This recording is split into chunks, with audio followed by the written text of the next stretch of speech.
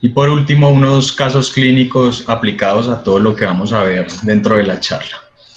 Entonces, para hablar un poquito de historia, tenemos pues que la eyaculación precoz, desde el punto de vista filogenético, el coito antes era demasiado breve. ¿Por qué? Pues porque la sexualidad en la época prehistórica no se veía o no se tomaba como algo recreativo, sino solamente se veía como algo o tenía un fin reproductivo. Por ende, si uno revisa estudios desde antes de Cristo, el coito duraba 10 segundos, pero en el momento en que el hombre empieza a hacer relaciones con las personas, empieza a darse cuenta que la sexualidad pues tiene algo positivo, que no solamente es el reproducirse, sino que se siente bien, se siente rico y activa y promueve pues lazos sociales, lazos familiares y lazos emocionales con la sexualidad. Por ende, el coito ha tenido la tendencia a prolongarse en el tiempo, pudiendo durar hoy en día entre 5 a 20 minutos. Sin embargo, hay estudios multicéntricos que muestran que el promedio del coito hoy en día, independientemente del continente, dura aproximadamente 7 minutos. No siempre la eyaculación precoz ha sido considerada como una disfunción sexual. En la época victoriana, durante el feudalismo, por ejemplo, se consideraba un signo o un símbolo de superioridad biológica masculina. Entonces, aquel paciente o aquel hombre que tenía una eyaculación precoz antes alardeaba de su condición porque pensaba que tenía un aparato reproductor más potente que otro y podía llegar a tener una capacidad reproductiva mayor. Pero con el tiempo, ¿qué se dio cuenta? Pues que las parejas de estos hombres los dejaban, ¿sí? Y ocasionando pues una disfunción conyugal, por ende ocasiona desde este momento malestar personal e interpersonal y se empieza a considerar algo patológico.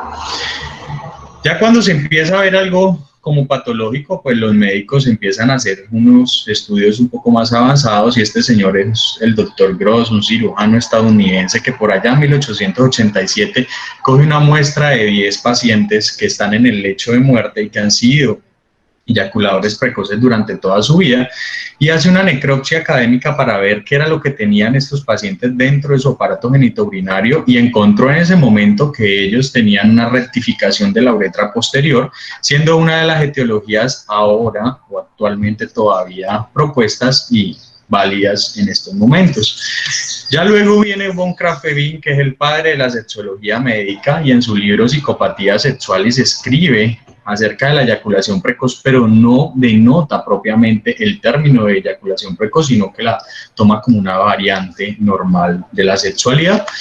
Y luego viene Carl Abraham, que es otro cirujano inglés, y en 1917 acuña el término eyaculación precoz, habiendo trabajado desde 1912 con pacientes con esta misma patología. En el siglo XX la eyaculación precoz era vista como algo neurótico, entonces aquel paciente que consultaba por una eyaculación precoz pues probablemente tenía un trastorno psicológico, pero la urología en el segundo tercio del siglo pasado empieza a hacer estudios un poquito más acuciosos y anatomopatológicos en donde encuentra que el surco alanoprepucial de sus pacientes tenían una mayor concentración de terminaciones nerviosas, que eso lo traducía básicamente en una hiperestesia del glande, por ende estos pacientes pueden llegar a tener una sensibilidad mayor que un paciente que no tenga esta condición, que tuvieran un frenillo demasiado corto también, y lo otro que encontró y que corroboró con el doctor Gross era que tenía cambios a nivel de la uretra posterior, habiendo una rectificación de la misma. Ya luego viene Leighton Bernard Shapiro, que es un psiquiatra, en donde básicamente él considera que la eyaculación precoz era una perturbación psicosomática causada por un aparato constitucional un poco hiperansioso, y tenía en algo razón. Sin embargo, hoy en día sabemos que la eyaculación precoz podría llegar a tener una bidireccionalidad con trastornos ansiosos y no simplemente ser la causa desencadenante. Y hasta los 90, miren que no hace muchos años atrás, la eyaculación precoz era abordada como un problema psicológico más que fisiológico, por ende, la primera línea de manejo para estos pacientes era simplemente terapia psicosexual, pero no tratamiento farmacológico. ni le buscaban organicidad.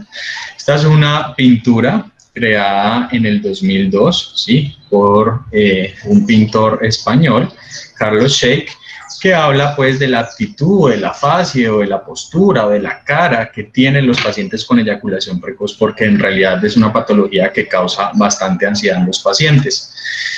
Ya luego, para adentrarnos un poquito a la definición, miren que la definición de la eyaculación precoz en realidad ha sido un grave problema, porque en los 70, Master y Johnson, que son los padres de la sexología contemporánea, pues consideran que la eyaculación precoz es un problema en el desempeño sexual con repercusión desfavorable sobre la pareja, pero no mencionan nada más, es decir, que no ponen el tiempo. Si un paciente, por ejemplo, tenía simplemente un problema en el desempeño sexual asociado a su eyaculación, pues simplemente consideraban que era una eyaculación precoz y ya luego viene Kaplan y dice que es la imposibilidad o persistente incompetencia para controlar la eyaculación, ocasionando malestar personal e interpersonal, pero igualmente no propone el parámetro de tiempo.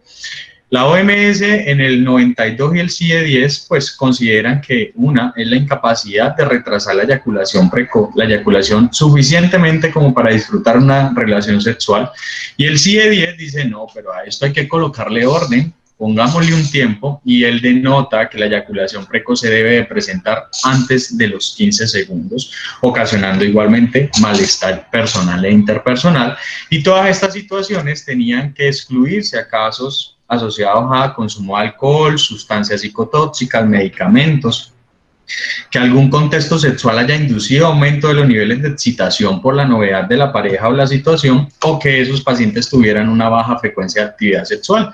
Lo que hace referencia al contexto sexual son, por ejemplo, situaciones como un tan fantaseado ascensor o un lugar público, etcétera. Y la baja frecuencia de actividad sexual son pacientes, lo que le pasa muchas veces a los soldados, que se los llevan, digamos, los aíslan en el monte y tienen, digamos, 3, 4, 5 meses sin poder llegar a tener relaciones sexuales con su pareja, y cuando regresan pues pueden llegar a tener algún episodio de eyaculación precoz, pero a eso tendríamos que haberlo excluido o haberlo descartado antes de poder llegar a denotar el diagnóstico como tal. Waldinger y Coles menciona ya en el 94, no, tenemos que medir cuál es el tiempo de latencia eyaculatoria intravaginal, que lo denomina el TLEI, y es aquel tiempo que pasa entre la penetración y la eyaculación.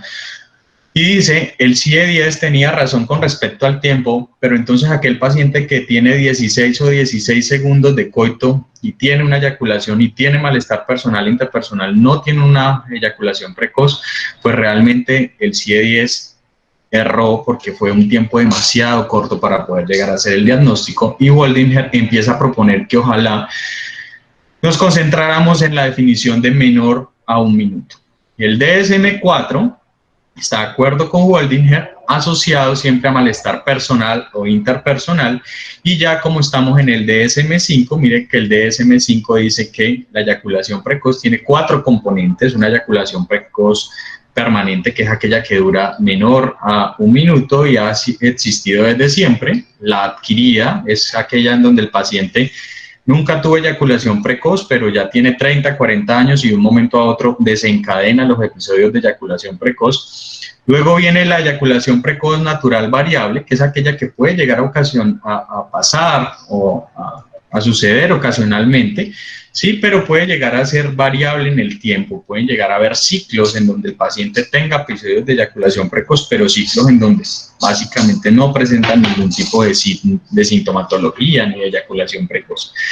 Y la disfunción eyaculatoria prematura es aquella incapacidad que tienen a veces los hombres de controlar su eyaculación, y pueden llegar a tener un buen tiempo, 5 o 7 minutos, disculpen, 5 o 7 minutos, pero a pesar de que tienen un buen tiempo, en el momento en que van a eyacular, no hay premonitorios que le digan, vea, va a eyacular.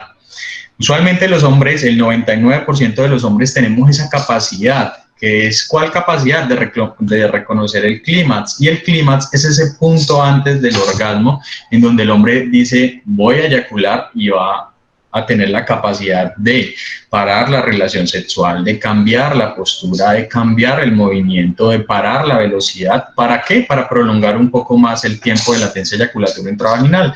Pero hay un 1% de esos pacientes que no van a tener ese control eyaculatorio, y a eso es que se denomina disfunción eyaculatoria prematura no asociada a tiempo.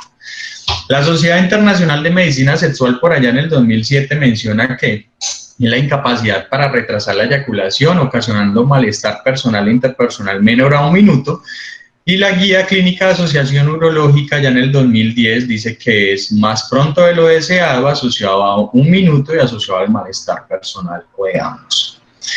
Entonces, miren que hay muchas definiciones, pero en realidad, ¿a qué tenemos que o en qué tenemos que colocar mucho cuidado? Uno, la eyaculación precoz es una disfunción sexual en donde el varón eyacula antes de lo deseado al iniciar el acto sexual o al tocar la vagina, o no solamente la vagina, sino puede llegar a ser asociado a sexo oral o a sexo anal, o incluso antes de intentar una penetración, y vamos a ver que hay otra clasificación, o hay una clasificación que denota ya el tiempo con respecto a la severidad.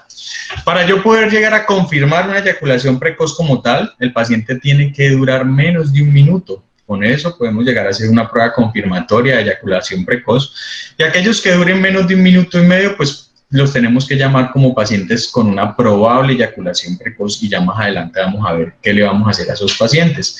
Obviamente, todo esto tiene que persistir por más de 3 meses. Todas las disfunciones sexuales deben de persistir por más de 3 meses, porque si no persisten por más de 3 meses, eso no es una eyaculación precoz, ni es una disfunción sexual, sino probablemente algo adaptativo, pero propiamente no una disfunción.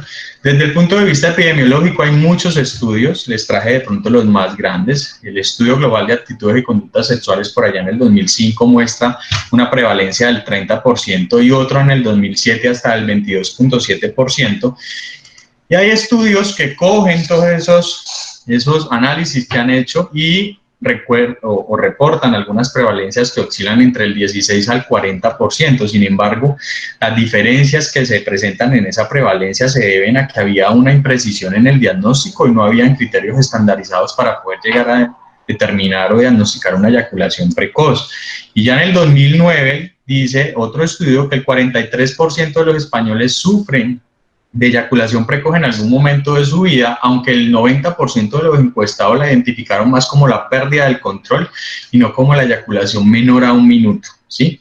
¿Qué sabemos hasta el momento? Que el 100% de los hombres a los 20 años en algún momento de su vida ha podido llegar a tener al menos un episodio en donde eyaculan menos de 1 minuto, pero sin considerarse una eyaculación precoz porque no hay persistencia en el tiempo. Desde el punto de vista de la etnia, realmente no está clara si soy afro, si soy blanco, si soy caucásico, si soy asiático, pero con respecto a la edad, miren que en estos grupos, en el estudio más grande que ha habido, que fue en el 92, las prevalencias que reportan aumentan significativamente con la edad. Esta es otra fotografía o otra pintura del mismo autor, que también es alusiva a un paciente con una eyaculación precoz. Con respecto a la clasificación, pues hay una que es primaria y otra que es secundaria. La primaria es donde el paciente le dice: vea, doctor, yo tengo 18 o 20 años y yo me empecé a masturbar a los 13 años, a los 14 años, y desde siempre mi eyaculación ha sido menor a 1 minuto. Siempre, en lo que yo recuerdo, a veces ni siquiera el pene se alcanza a parar bien para yo eyacular. Esa es la eyaculación precoz primaria, la que ha existido desde siempre. Las causas pueden llegar a ser psicogénicas o biogénicas. Dentro de las psicogénicas está la ansiedad, el efecto de las primeras experiencias sexuales. ¿Cuáles son las primeras experiencias sexuales que tiene un paciente o un varón? Pues durante su adolescencia. ¿Con quién? Él solo, haciendo autosexualidad o masturbación en su baño. ¿Qué hace la familia cuando se mete al baño de pronto a bañarse y utiliza ese tiempo además para masturbarse? La familia empieza a tocar la puerta: ¿qué hubo? Muévase, le va a coger la tarde. Entonces el paciente empieza a crear un biofeedback negativo a nivel cortical y empieza a aprender que la sexualidad se debe vivir rápidamente y puede llegar a tener efectos deleterios más adelante. La frecuencia de la actividad sexual, lo que les explicaba ahora rato, técnicas o ausencia en las técnicas del control eyaculatorio y teorías evolutivas y psicodinámicas que están asociadas a a abuso sexual en la infancia, etc. Hay otras que son etiologías o causas biogénicas. Una de ellas, que ha sido muy estudiada, la hipersensibilidad peneana o del glande, que es donde han encontrado que en el surco balanoprepucial, que es el que une el glande con el cuerpo del pene, pues hay un mayor número de terminaciones nerviosas que se van a traducir en una hipersensibilidad peneana, una eyaculación hiperexcitable por una disfunción de los receptores centrales de serotonina, que ahora más adelante en la fisiopatología lo vamos a explicar un poquito mejor, y hay una predisposición genética que se ha encontrado de manera recesiva, en donde el paciente, si tuvo un padre con eyaculación precoz primaria, pues tiene una probabilidad grande de poder llegar a tener una eyaculación también el hijo, una eyaculación precoz. La otra clasificación es la prematura o precoz secundaria, que es aquella en donde el paciente estuvo bien hasta cierto momento, ¿no, doctor? Yo tengo 30 años y hasta hace 4 meses o 6 meses yo estaba súper bien, mi tiempo eyaculatorio eran de 10, 15 minutos, pero de un momento a otro se me desencadenó una eyaculación precoz y hoy en día estoy eyaculando en 30 segundos, 40 segundos. Esa es la secundaria. Es también denominada en alguna literatura como eyaculación precoz adquirida. Esta tiene una etiología o una causa completamente distinta. ¿Puede llegar a ser asociada a disfunciones eréctiles? Sí, puede ser asociación a esto, y ya van a darse cuenta que hay hasta el 50% de los pacientes eyaculadores precoces pueden llegar a tener una disfunción eréctil. Puede llegarse a asociar con un deseo sexual hipoactivo hasta el 47% de estos pacientes, o pueden llegarse a deber a prostatitis, que son infecciones propiamente de la próstata, a uretritis, que son infecciones de la uretra, a un hipertiroidismo, a un accidente cerebrovascular, ¿sí?, que comprometa el lóbulo frontotemporal, a polineuropatías como la polineuropatía diabética, la polineuropatía alcohólica u otras por déficit de vitamina B2, etc. A enfermedades cardiovasculares también, pero aquí me voy a detener un poquito en esclerosis múltiple porque, ojo, aquel paciente que ustedes tengan con una eyaculación precoz, que ustedes le descarten cualquier tipo de organicidad, que le arranquen tratamiento, como lo vamos a ver más adelante, y el paciente no mejore, ustedes tienen que pensar que ese paciente puede estar desarrollando una esclerosis múltiple. Hay estudios que se han encontrado que la eyaculación precoz puede llegar a aparecer hasta 15 años antes de las manifestaciones clínicas de la esclerosis múltiple, y recuerden que esta es una enfermedad neurodegenerativa que tiene tratamiento, pero en realidad no tiene cura, y que tenemos que diagnosticarla ojalá lo más temprano posible para evitar secuelas neurológicas importantes en estos pacientes.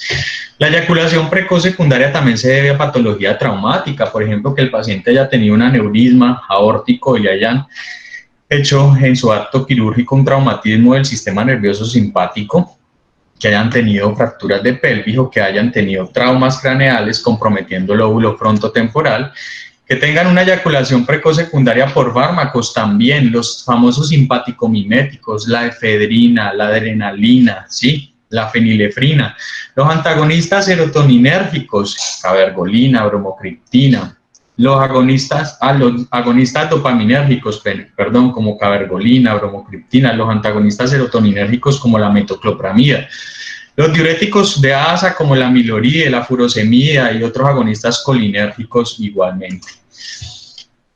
Hay otra clasificación que miren que, o hay varias, en realidad hay una según el inicio, como es la que les acabo de contar, que es primaria o secundaria. Según el contexto también yo las puedo llegar a clasificar en general o situacional. La general es donde el paciente le llega a uno y le dice: doctor, yo en todas las situaciones, con todas mis parejas, incluyendo cuando me masturbo, tengo la eyaculación precoz.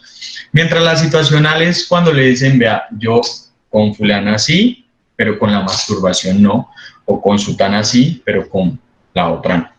Cuando son situacionales propiamente.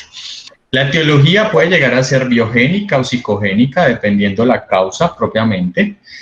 Y también está la clasificación según la intensidad, que puede llegar a ser ligera, moderada o severa. La ligera es donde la eyaculación tiene tiempo o tiene lugar después de la penetración y al sujeto le puede llegar a permitir hacer algunos empujes o embestidas durante el coito.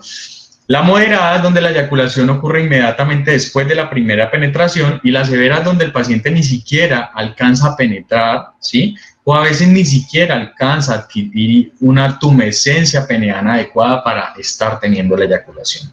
Esto es súper importante y entre más severa, probablemente puede llegar a haber más asociación con organicidad.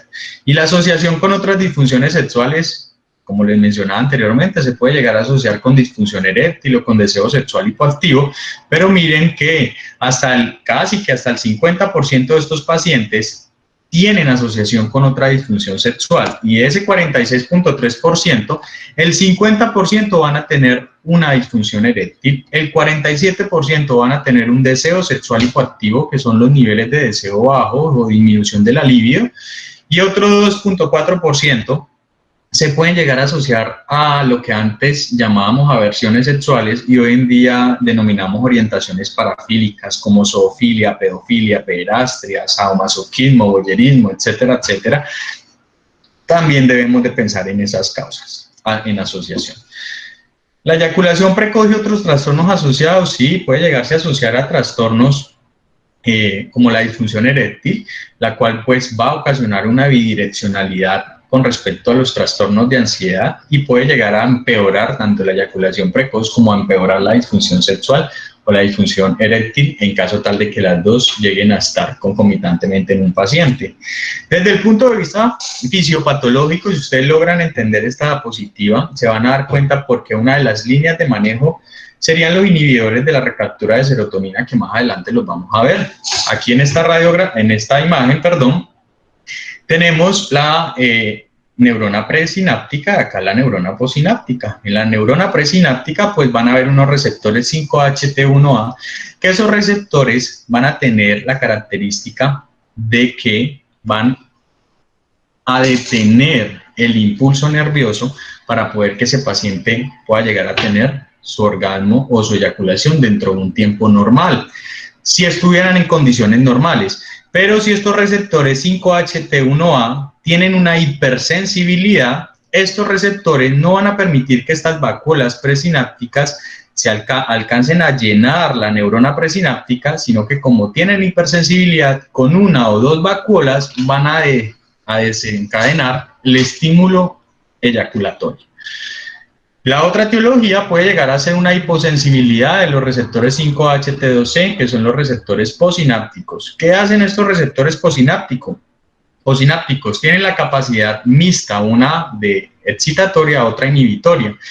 ¿Qué hacen con las vacuolas? Cuando se pega aquí la vacuola a este receptor le dice a la vacuola, venga, esperemos un momento, dejemos que todos los receptores que están sobre esta neurona se llenen de las vacuolas y cuando estén llenos completamente, desencadenamos el estímulo eyaculatorio para que este paciente o esta persona pueda tener su eyaculación. ¿Qué pasaría si hay una hiposensibilidad a nivel de estos receptores? Pues si hay una hiposensibilidad, estos receptores no van a alcanzarse a llenar completamente, sino que con uno o con dos receptores llenos van a desencadenar el estímulo eyaculatorio, produciendo eyaculación precoz. Por ende, una de las líneas de manejo que podemos llegar a utilizar en estos pacientes son inhibidores de la recaptura de serotonina, teniendo en cuenta pues que esta es una hendidura serotoninérgica. Otra parte con respecto a la fisiopatología que tenemos que tenerlo muy presente es que los hombres no prestan atención a sus emociones sexuales porque se distraen con la duda sobre su capacidad de rendimiento. Es que tengo que ser el mejor, tengo que llevarla al orgasmo, tengo que hacerla sentir bien, etc. Y se concentran realmente en eso, ¿sí? Por ende, cogen y ubican toda su atención dentro de la relación sexual y se desconectan de sus otras relaciones, de sus sensaciones eróticas y se concentran en una sexualidad falocéntrica. Y el falocentrismo o el falo, recuerden que es el pene. Por ende, los hombres occidentales pensamos que nuestra sexualidad, si no gira alrededor del pene, no hay sexualidad. Y realmente eso es totalmente erróneo.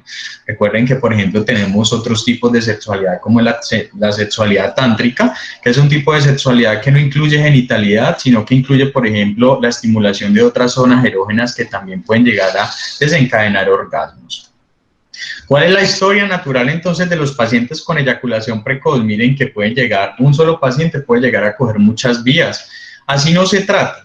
una vía puede llegar a mantenerse durante toda su vida, ocasionando que esos pacientes tengan relaciones sexuales breves, ansiosas y poco placenteras para ambos. La otra es que ocasione conflictos maritales, disfunciones sexuales y disfunciones conyugales y hasta separación y divorcio, que pueda llegar a producir otro tipo de disfunción sexual, como una disfunción eréctil por ansiedad, que eviten las relaciones sexuales. Hay cierto porcentaje que puede llegar a mejorar espontáneamente, pero es muy poco el que mejora espontáneamente, porque acuérdense que, como les mostré anteriormente, a más edad, antes la eyaculación precoz tiende a empeorar y no a mejorar. Y la otra puede llegar a ocasionar pues que haya una búsqueda de una relación simultánea. Más adelante van a darse cuenta por qué puede llegarse a dar esto.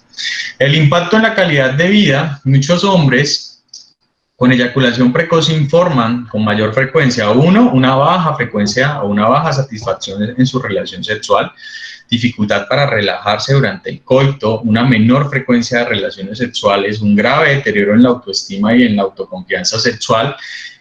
Puede llegar a manifestar ansiedad anticipatoria. Si yo tengo ansiedad anticipatoria, que es ansiedad que se produce antes de la relación sexual, porque tengo que ser el mejor, tengo que tener un buen desempeño, etcétera, pues eso también va a ocasionar o a informar a estos hombres y obviamente conflictividad relacional y con su pareja.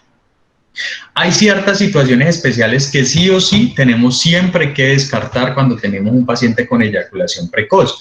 ¿Sí? Ya sea que se encuentren teniendo relaciones sexuales en sitios inapropiados, como lo decía antes, en los tan fantaseados ascensores. Si me llega un paciente con una eyaculación precoz, yo tengo que preguntarle, véngale, ¿cuál es el sitio donde usted tiene sus relaciones sexuales?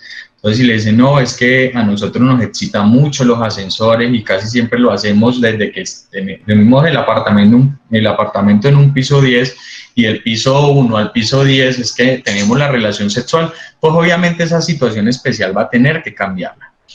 Si, por ejemplo, la situación especial se debe a que uno de los miembros de la pareja viva todavía con los padres o viva con alguien que no se pueda dar cuenta de que iniciaron vida sexual y esa relación sexual se mueva en ausencia de esa otra persona, como la mamá cuando sale, por ejemplo, a la tienda o a comprar algo por fuera de su casa y deja a los dos adolescentes en la casa y realmente la situación especial es que están teniendo relaciones sexuales mientras la mamá va y vuelve, pues probablemente la situación especial sea la desencadenante de la eyaculación precoz, ¿sí? Eso también hay que tenerlo en cuenta. Y lo otro es que hay parejas en donde la mujer considera la sexualidad como una obligación y como una carga. Eso le pasa mucho a las mujeres que llegan a etapas perimenopáusicas, probablemente ya tienen algo de disminución de estrógenos, probablemente disminuyen la lubricación vaginal y antes para ellas mejor que sean eyaculadores precoces, eso también tengo que evaluarlo. ¿Quiénes van al médico? Miren que hay 2 estudios que muestran que entre el 9 y el 22% de los pacientes con eyaculación precoz van a consulta al médico manifestando eyaculación precoz, pero el resto no acuden al médico. Les da pena acudir, además porque piensan que su enfermedad o su condición no tiene realmente cura, ¿sí? Las principales causas para no hablar sobre la eyaculación precoz con su médico es la vergüenza del paciente y porque creen que no hay ningún tratamiento. Y lo otro es que a menudo los médicos no preguntamos sobre ese tipo de problemas. ¿Por qué? Porque hay una ausencia de educación en sexología en las facultades de medicina en pregrado, es decir, que los médicos generales se gradúan y no saben tratar muy bien una eyaculación precoz, no saben a veces tratar una anorgasmia, ni un deseo sexual hipoactivo, ni un vaginismo, ni ningún tipo de patología sexológica, porque básicamente los pensum no incluyen la especialidad de sexología clínica dentro de las partes donde deberían derrotar. El diagnóstico, ¿cómo lo hacemos? Pues tenemos que hacer una historia clínica supremamente completa, evaluar muy bien cuándo inició los episodios de eyaculación precoz, el tiempo que transcurre entre la penetración y la eyaculación para determinar si es menor de 1 o 1.5 minutos, la frecuencia con que se produce la relación con parejas concretas para evaluar si es una eyaculación precoz general o situacional. Si es general, la general se asocia más a organicidad, pero si es situacional, la situacional se asocia más a problemas de origen psicogénico. La naturaleza de la relación sexual, la frecuencia con la que estos pacientes tienen relaciones sexuales, cómo son los juegos preliminares, el preludio, etcétera, y cómo le va en la masturbación cuando, cuando lo hace, si eyacula precozmente o no. Aquel paciente que le dice a uno, doctor, mire, vea, yo tengo la relación con mi pareja y tengo eyaculación precoz, pero yo me masturbo y duro 10, 15 minutos. En ese paciente uno tiene que pensar que hay algo de origen psicológico. Pero cuando la masturbación además está comprometida, uno piensa que el problema es más de origen orgánico. El impacto que tiene la eyaculación precoz sobre la relación sexual, la relación en pareja, y si hay algún factor agravante, es que, doctor, cada vez que entro a etapas a época de parcial, se me desencadena el episodio de eyaculación precoz. No, es que cada vez que voy a pagar la declaración de renta, se me dispara la eyaculación precoz. Es muy importante evaluar los factores desencadenantes o agravantes. Y lo otro es, en muchas ocasiones, los médicos, miren, los médicos generales y muchos especialistas cuando salen las instituciones prestadoras de salud muchas veces nos dan 20 minutos para atender a un paciente, a veces preguntar todo esto, hacer un buen examen físico, es difícil, pero cuando es difícil por el tiempo, también tenemos que pensar en los cuestionarios que pueden llegar a ser autodiligenciables y son supremamente buenos. No se los voy a mostrar dentro de la presentación, pero quien los desee me puede escribir vía Instagram y yo con el mayor de los gustos se los comparto para que los puedan tener. Y estos son, hay cuestionarios que le sirven a uno para discriminar pacientes con y sin eyaculación precoz, como es el PET y el AIPE, que son los dos primeros, pero hay cuestionarios que aparte que me ayudan con el diagnóstico, me ayudan a determinar la efectividad en un tratamiento. Es decir, si ya tengo el diagnóstico de eyaculación precoz y le arranco tratamiento, pues probablemente le puedo aplicar el PET, el IPM, el Sexual Health Questionnaire y el MSHQ, que además del diagnóstico me va a ayudar a determinar si mi tratamiento ha sido efectivo con estos pacientes. Todos estos son cuestionarios autodiligenciables y son dinámicos en el tiempo, es decir, me pueden llegar a servir para evaluar la evolución de estos pacientes. Es diferente si un paciente me llega a mi consulta porque soy sexólogo, pero es diferente si les llega a muchos los que están viendo la presentación que pueden tener otra especialidad o pueden llegar a ser médicos generales u ser trabajadores de la salud, etc. Si me llegan a mí, yo directamente le pregunto sobre su sexualidad, pero si le llega a una especialidad que no se asocie tanto como la parte sexológica, hay ciertas preguntas que yo puedo llegar a utilizar que no son tan invasivas para intentar abrirle la puerta a estos pacientes y que me comuniquen problemas en sexualidad. Como cuáles son esas preguntas. Miren, con relación a su actividad sexual, ¿tiene usted alguna dificultad? En cuanto a su vida sexual, ¿usted está satisfecho o le gustaría que algo mejorara en su vida sexual? Son preguntas menos invasivas porque a muchos nos da pena preguntar sobre sexualidad y además al paciente a veces le da miedo y además pena abrir las puertas para que el médico entre y mire qué es lo que está pasando con respecto a su vida sexual.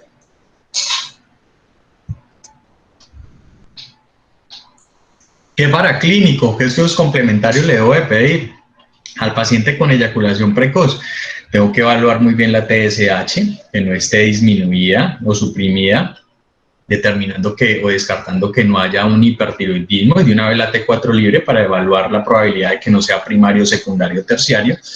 Tengo que evaluar la testosterona total y libre casi siempre en aquellos pacientes que además tienen una disfunción eréctil. Cuando las dos disfunciones están asociadas, podría llegar a pedir niveles de testosterona total y libre. Y si el paciente asociado uno lo ve que tiene, digamos, una alopecia difusa, que tiene atrofia cutánea, que tiene por ahí un cuadro hemático con una linfopenia, una hipoalbuminemia, o que tenga signos de desnutrición, debería de pedir una proteína transportadora de globulinas sexuales, que no la incluye ahí, pero les dejo también ese dato.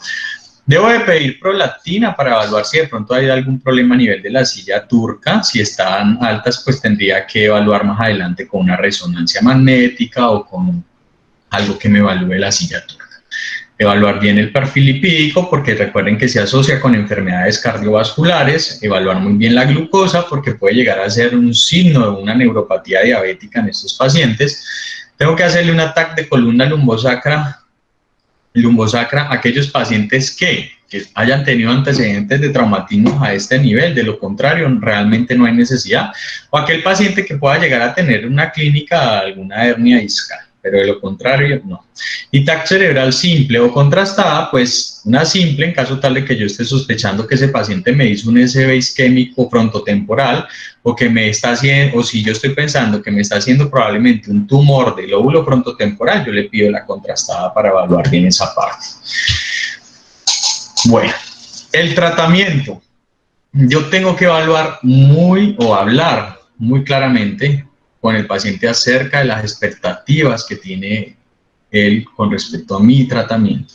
Yo como médico sexólogo puedo llegar a calcular mentalmente si ese paciente se demora, por ejemplo, 50 segundos, yo puedo llegar a calcular mentalmente si le coloco 1 o 2 medicamentos o asocio algún tipo de terapia, cuánto lo voy a llevar con respecto a tiempo, ¿sí? ¿Me hago entender?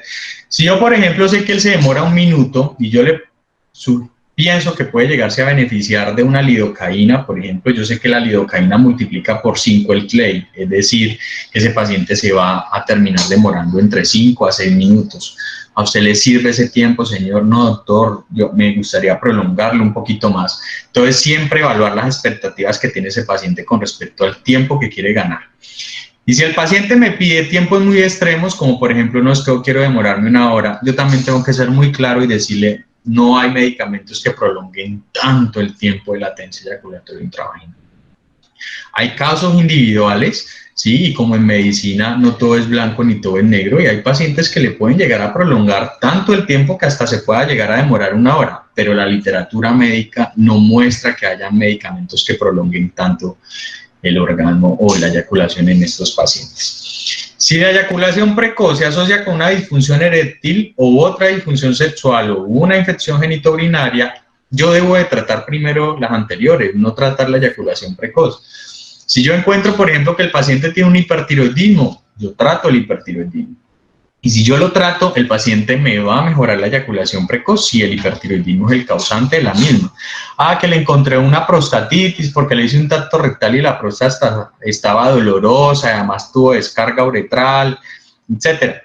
Traten primero la prostatitis y vean si el paciente mejora tratando ese tipo de etiología que encontró. Ya si el paciente no mejora habiendo tratado la causa, yo ahí sí pienso en las líneas de manejo del paciente con eyaculación precoz. En los casos en que la eyaculación precoz se pueda favorecer o desencadenar por factores orgánicos, farmacológicos, psicológicos o relacionales, yo también debo de tratar estos antes de la eyaculación precoz. La terapia sexual, ¿sí?, puede llegar a favorecer que el paciente entienda pues lo que le ocurre y por qué. Además le va a servir a que la pareja se responsabilice un poquito también del problema, porque la situación de eyaculación precoz no es solamente algo personal, sino que yo debo incluir a mi pareja para poder llegar a encontrar alguna solución o llegar a redefinir el trastorno, insistiendo en la optimización de la sexualidad más que en la eyaculación precoz. Por ejemplo, si yo veo que es que esa pareja puede llegar a mejorar, si de pronto mejoran el preludio o cambian la situación especial, pues eso lo puedo llegar a hacer en terapia. Puedo llegar a favorecer estilos de vida saludables, puedo llegar a mejorar la comunicación y la dinámica relacional en pareja, ¿sí? Pero el problema con la terapia sexual es que hay varias barreras para ella. Una es que aún los psicólogos, que son los expertos en terapia sexual, todavía hoy en día uno ve, desgraciadamente, que representan un estigma social. Hay pacientes que le dicen, no me mande al psicólogo, doctor, es que yo no estoy loco. Es que los psicólogos no tratan los locos. El psicólogo puede llegar a ayudarle en el tipo de patología sin necesidad de presentar alguna psicopatología. Lo otro es que recuerden que los hombres somos amigdalinos izquierdos. La amígdala es un órgano o una estructura cerebral que se encuentra por debajo del lóbulo temporal, y esa es la que controla los impulsos, y los hombres queremos las cosas rápido, ¿sí? Y aquel paciente que yo lo someta a una terapia sexual no va a tener una respuesta rápida. El mínimo tiempo para que una psicoterapia pueda llegar a mejorar en algo, una eyaculación precoz de origen psicogénico, son mínimo 3 meses. Y hay distintos estudios que muestran que solamente colocarlos en psicoterapia, estos pacientes con etiología psicológica solamente mejoran entre un 50 a un 60%, es decir, que al final uno puede llegar a terminar adicionándole algún tipo de medicamento. Y lo otro es que muchos pacientes, cuando le llegan a uno como médico, el paciente ya ha ido al psicólogo y ya ha hecho psicoterapia y el paciente no ha mejorado con la psicoterapia. Es decir, uno tiene que evaluar muy bien cuáles han sido las barreras o si tiene algún tipo de barrera. Pero ya se van a dar cuenta más adelante que la terapia sexual sí debería estar presente en el 100% de los pacientes con eyaculación precoz. Hay estrategias individuales como es el entrenamiento en la relajación fisiológica, ¿sí? Intentar de que él se relaje concentrándose no solamente en su sensación física a nivel del pene, sino que él se concentre también en otro tipo de situaciones o en otro tipo de sensaciones, como que le den besos, que le estimulen otras zonas erógenas, como en la cara interna de los brazos, la cara interna de los muslos, la región dorsal, la región cervical, la región sacra, etcétera. Es decir, trasladando las sensaciones a otra zona erógena que no necesariamente sean sus genitales. Los ejercicios de Kegel, sí, supremamente importante. Cuando uno habla de piso pélvico en el hombre tiene, o en piso pélvico que controle la eyaculación precoz, tiene que pensar en dos músculos que son el bulbo cavernoso y el isquiocavernoso, que son los que se contraen durante el acto sexual en el momento en que el pene está erecto o en el momento en que el hombre está eyaculando. ¿Cómo le digo yo al paciente, vea señor, relaje 10 veces en el día y cada vez que lo relaje haga 10 contracturas en el día del bulbo cavernoso, del isquiocavernoso? El paciente va a decir, ¿pero qué es esto? Es muy fácil explicarles cómo contraerlos. Una de las formas es pedirle al paciente que contraiga su pene como si quisiera ponerlo erecto, y ahí estaría contrayendo bulbo cavernoso del isquiocavernoso. Y lo otro es decirle al paciente que básicamente contraiga su esfínter anal, contraiga el ano, y en la contracción del ano también hay contractura del isquio cavernoso y del bulbo cavernoso, que hacen parte también de los músculos, pues propiamente del control eyaculatorio del piso pélvico.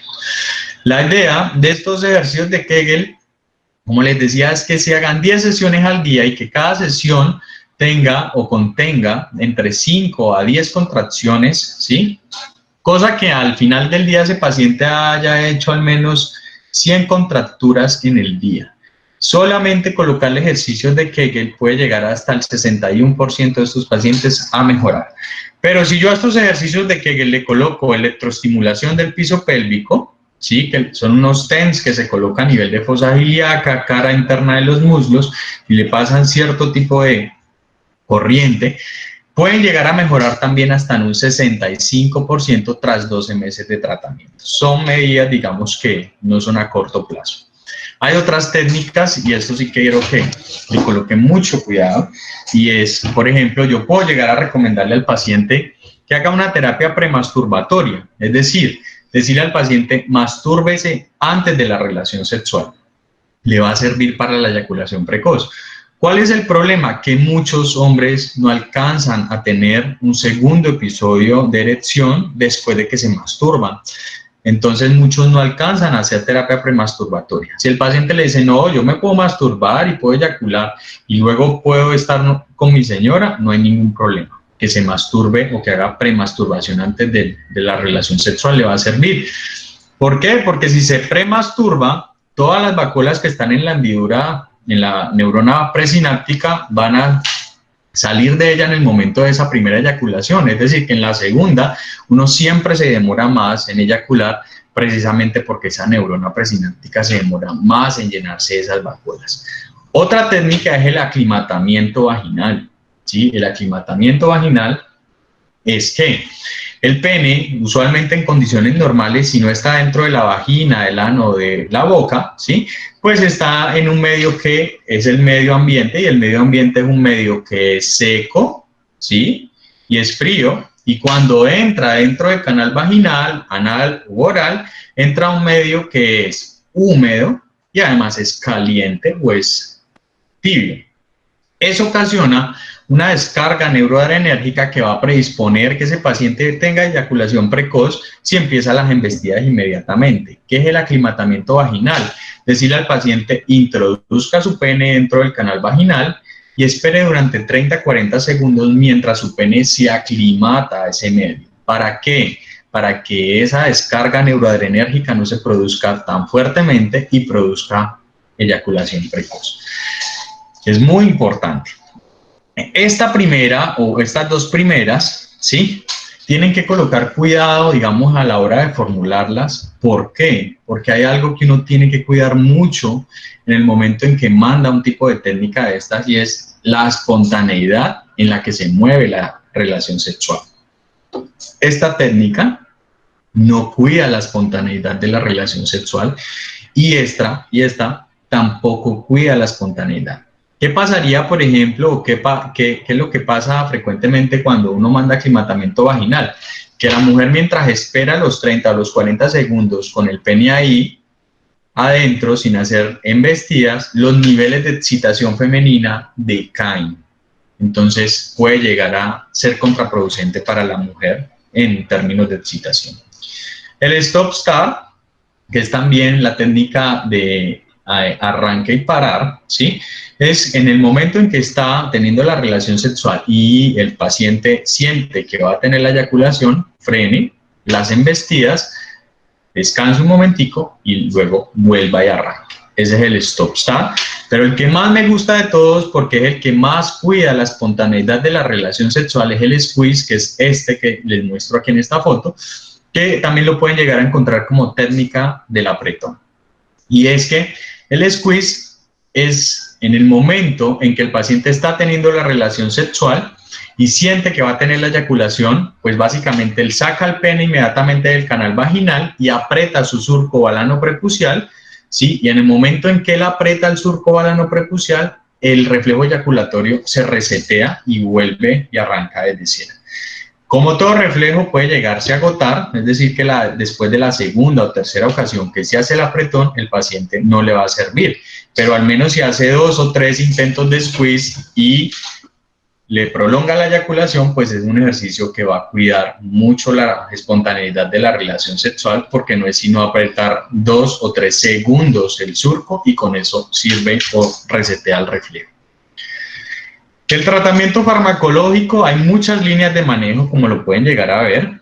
La terapia más antigua que hemos utilizado son los anestésicos tópicos, en donde estos disminuyen la percepción sensorial con un bajo perfil de efectos colaterales, aunque tienen 3 cosas que tienen que tener en cuenta.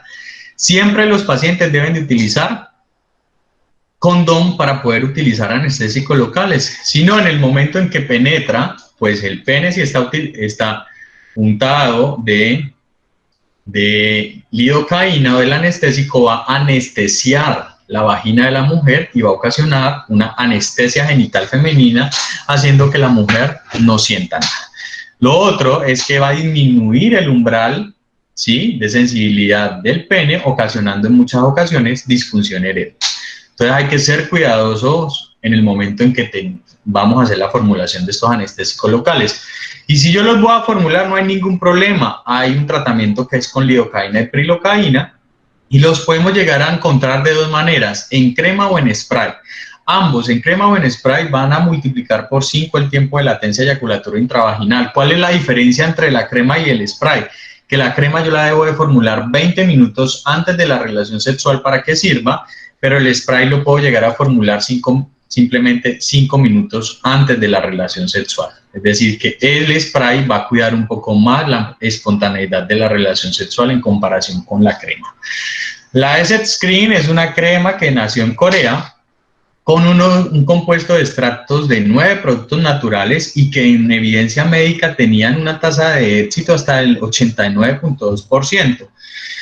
Pero el 19% de los pacientes que la utilizaban, pues podían llegarse a asociar con irritación localizada, y lo otro es que olía muy mal. Y recuerden que todos, tanto hombres como mujeres, somos muy olfatorios, y para desencadenar una buena respuesta sexual tenemos que olerle rico a la pareja. Si la pareja huele mal, pues probablemente esos niveles de excitación van a disminuir. Por ende, hoy en día no es una crema que se utilice mucho desde el punto de vista médico, pero si la llegan a conseguir y si no les molesta el olor, la podrían llegar a conseguir. y van a tener una tasa de éxito adecuada. De ahí sigue la crema de diclonina alprostadil, que es un anestésico local con un vasodilatador. La alprostadil es un inhibidor de prostaglandina E1. Sí, que básicamente se va a colocar intrauretral, como lo muestra la foto, ¿sí? Y va a ocasionar una muy buena respuesta con respecto al retraso en la eyaculación precoz. ¿Cuál es el problema? Que no todos los pacientes tienen una muy buena técnica aséptica y puede llegarse a asociar con infecciones de vías urinarias recurrentes. Y lo otro es que es una crema que está contraindicada en los pacientes en estado de inmunosupresión, como los pacientes con VIH positivo, que tengan alguna enfermedad inmunorreumatológica, que tengan un cáncer activo o que tengan un consumo crónico de esteroides por A o por B motivo. Otro tipo de tratamientos son los antidepresivos tricíclicos. La clormipramina hasta por allá en el 2005 era la primera línea de manejo, ¿sí? Sin embargo, la clormipramina, como todo antidepresivo tricíclico, tiene unos efectos adversos que son efectos anticolinérgicos. ¿Cuáles son los efectos anticolinérgicos? Visión borrosa, sensación de caminar en las nubes, boca seca, ojo seco, mucosas secas. Entonces puede llegar a ocasionar malestar durante la relación sexual, además que pueden llegar a producir mucho sueño durante el acto sexual. Pero en dosis de 25 a 50 miligramos podrían llegar a aumentar el tiempo de latencia hasta 4.6 veces más, ¿sí? Sin diferencias significativas tanto con sertralina como con fluoxetina. Lo que les contaba de los efectos secundarios, muchos son de tipos anticolinérgicos, ¿sí? Y lo otro importante que hay que tener en cuenta con estos pacientes a la hora de la formulación es que estos pueden llegar a disminuir la libido, es decir, que el deseo sexual puede llegar a disminuir un poco en estos pacientes y además ocasionar disfunción eréctil.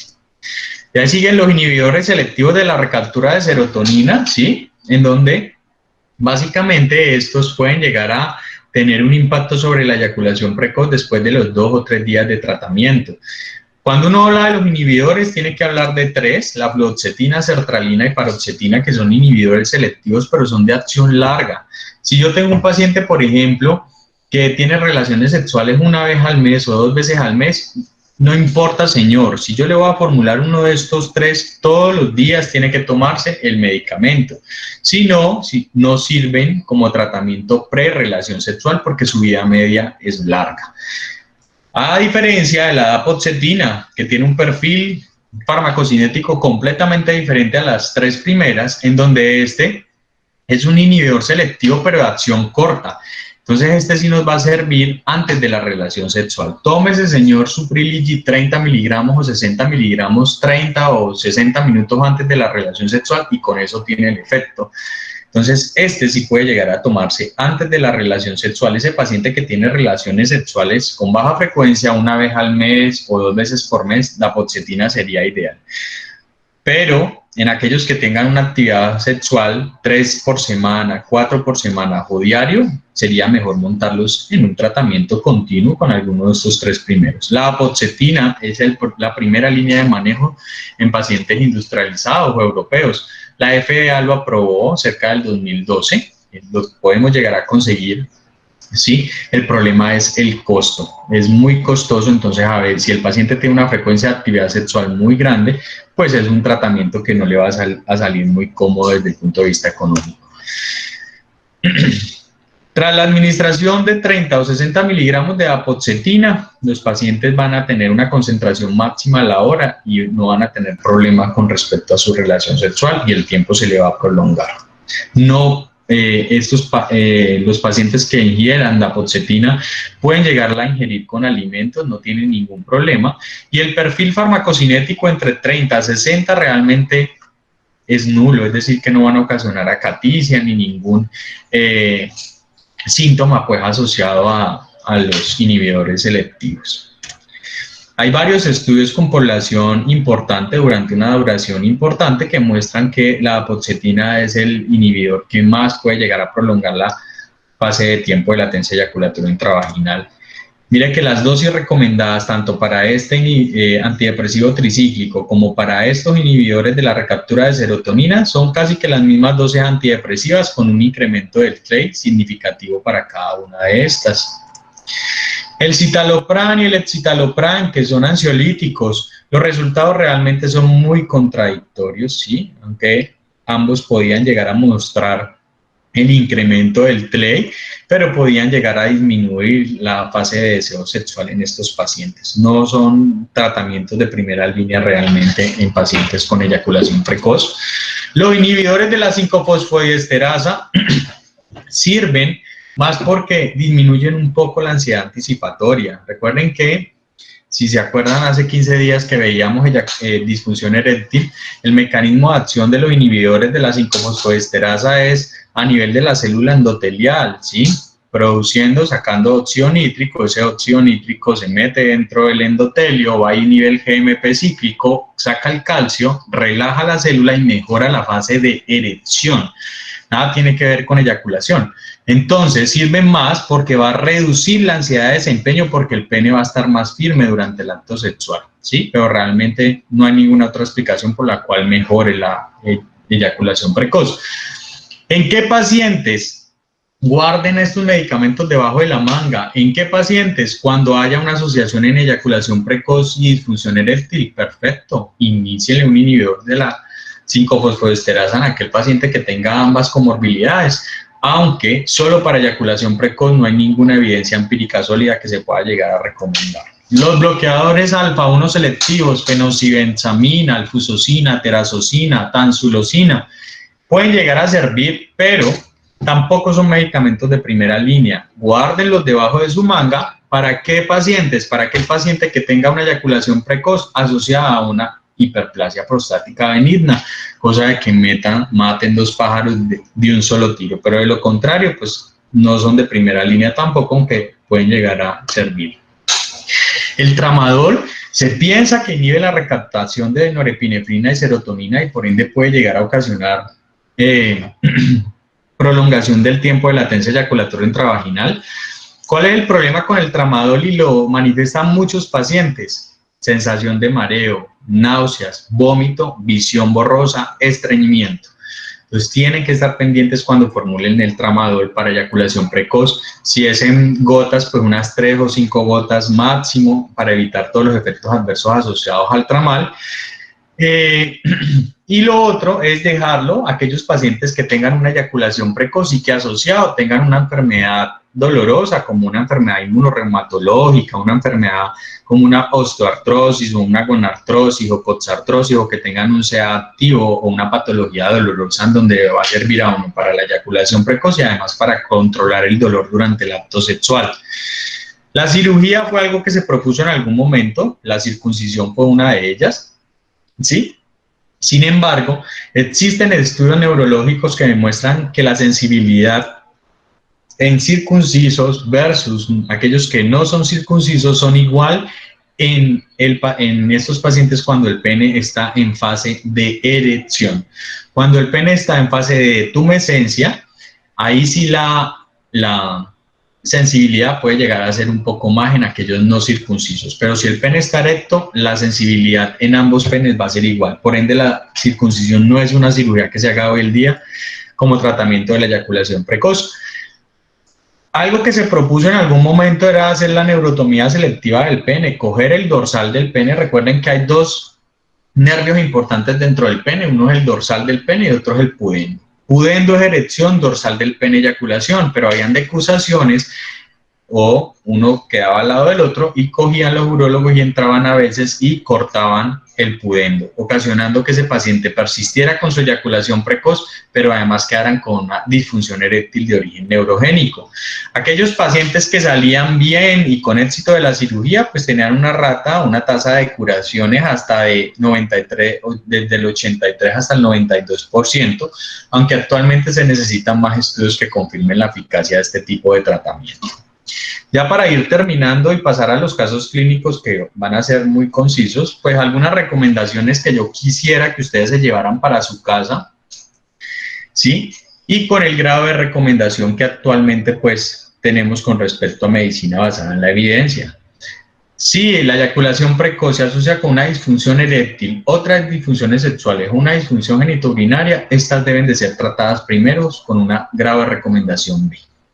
Las técnicas conductuales o cognitivos conductuales pueden beneficiar la eyaculación precoz, sin embargo, ellas requieren de tiempo, orientación y pueden ser difíciles de realizar.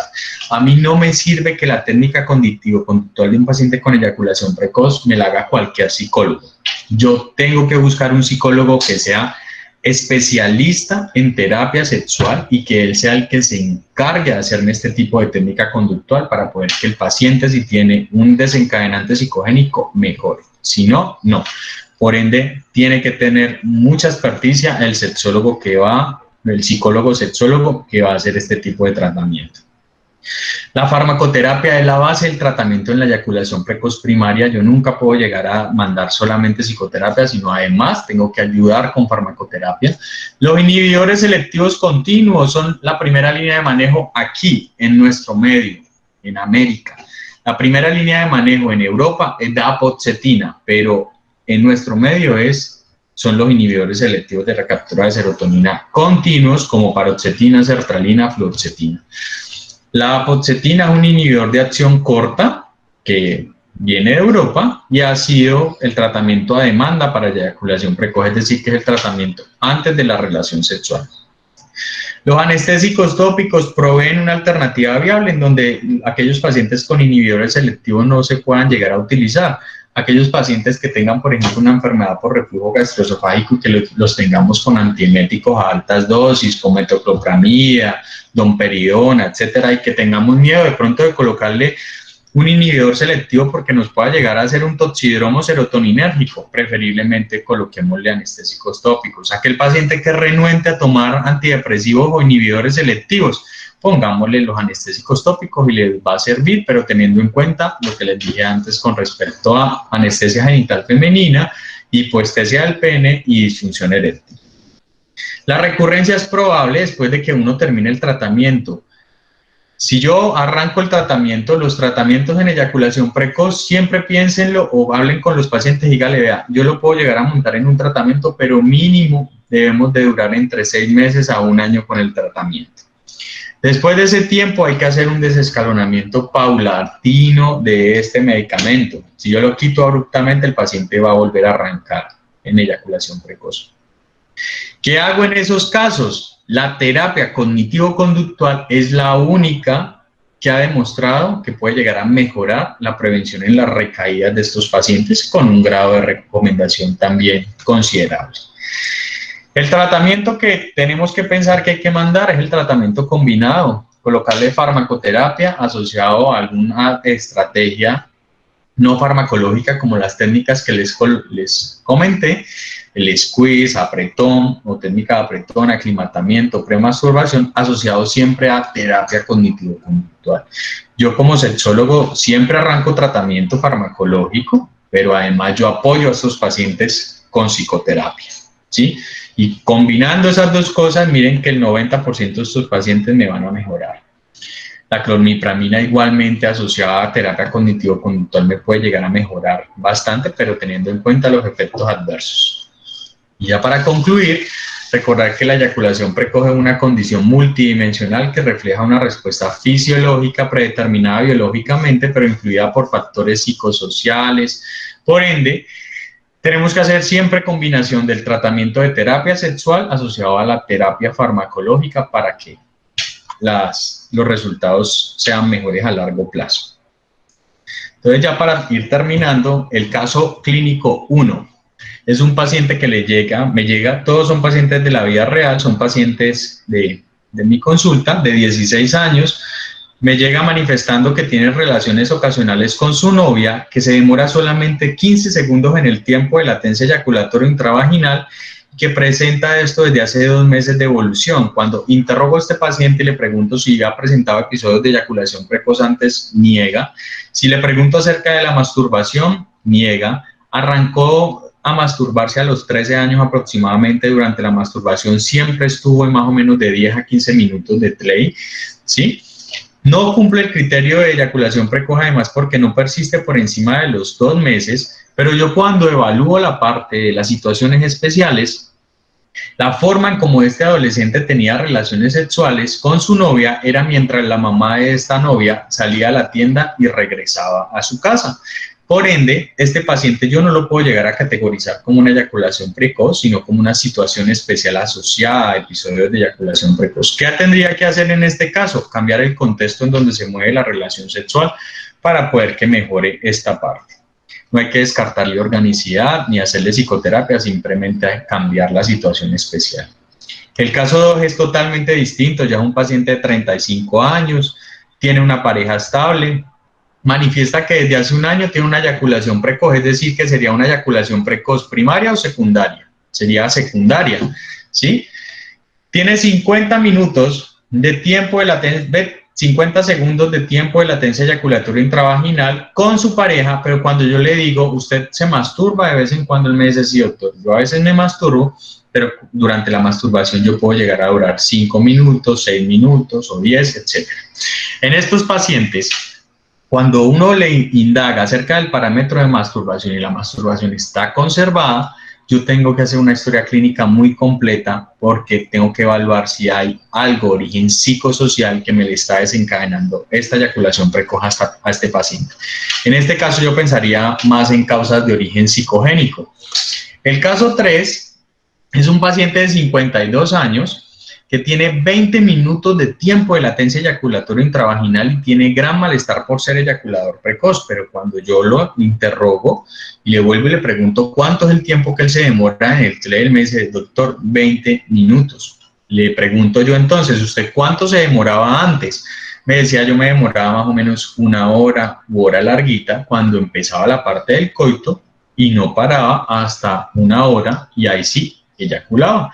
Su esposa también tenía malestar porque mencionaba que después de algún tiempo, ese tiempo había bajado algo.